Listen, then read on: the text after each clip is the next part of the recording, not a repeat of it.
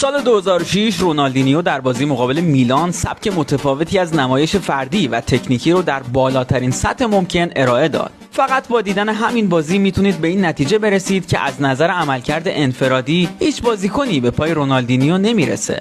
اون شب رونالدینیو بازی فیفا استریت رو در دنیای واقعی به نمایش گذاشت. هیچ کدوم از ستاره‌های میلان نمیتونستن نابغه برزیلی رو مهار کنند.